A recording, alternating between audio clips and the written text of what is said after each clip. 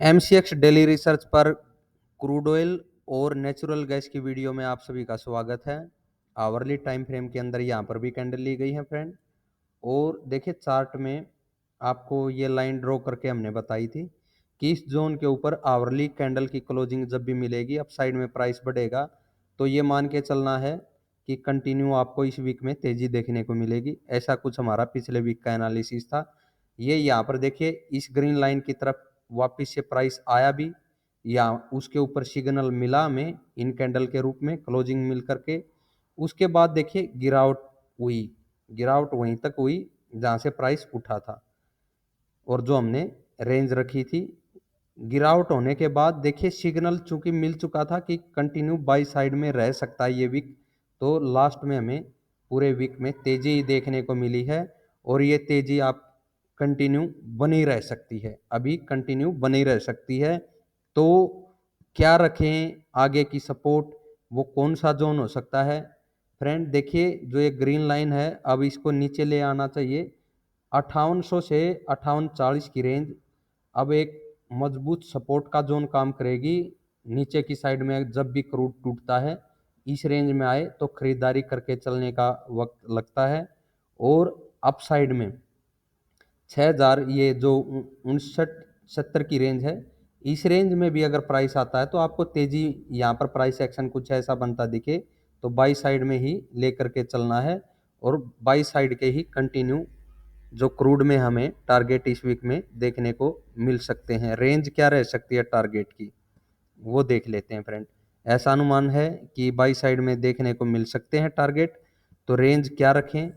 देखिए अगर इस रेंज से तेजी देखने को मिलती है तो उसका जो टारगेट रहेगा यहाँ से वो रहेगा 6100 के ऊपर, 6110 के करीब का, 6110 के करीब का अगला टारगेट रहने वाला है।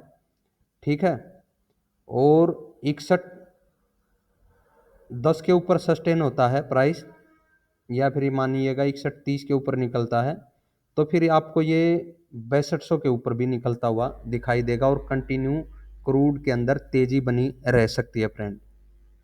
ऐसा मान करके हमें चलना है। सेल साइड में कब जाएंगे? सेल साइड में यहाँ पर 6044 के करीब क्लोजिंग है।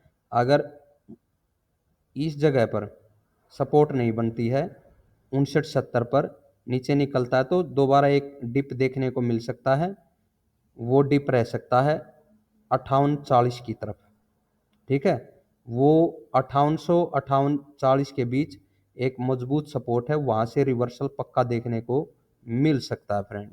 ऐसा कुछ अनुमान दिखाई दे रहा है। ये नेचुरल गैस का चार्ट है फ्रेंड, ध्यान से देखिएगा। इसमें हमने आपको बताया था, पिछले 2 वीक से बता रखा है कि अपसाइड का जो रेजिस्टेंस है वो है 303 पर।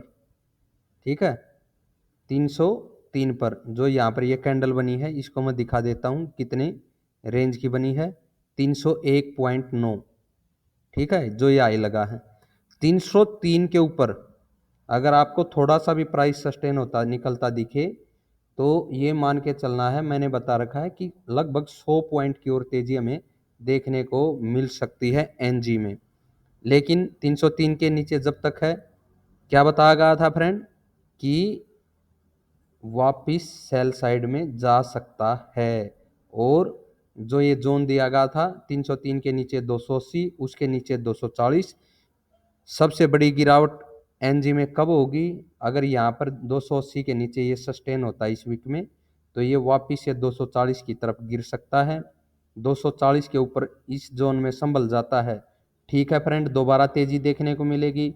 अगर 240 के नीचे निकला तो 210 की तरफ के टारगेट रखना है, या फिर 200 की तरफ सेल साइड में।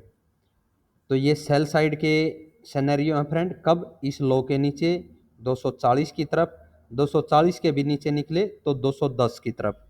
ये सेल साइड हो गई। बाई साइड में फ्रेंड इस जोन में भी बाई साइड बन सकती है नीचे आने पर। 280 का भी जोन मजबूत जोन है, यहाँ से अगर ऊपर सस्टेन रहता है इस साइड में बढ़ता और 303 के ऊपर निकल जाता है। देखिए 300 की तरफ तो मैंने कहा है कि बार बार आएगा एनजी का प्राइस, लेकिन नीचे गिर जाएगा जब तक ये 303 ब्रेक नहीं करेगा। जिस दिन 303 ब्रेक कर जाए पोजिशनली बाई साइड में बैठ सकते हैं, ठीक है, और 400 की तरफ के टारगेट रख सकते हैं।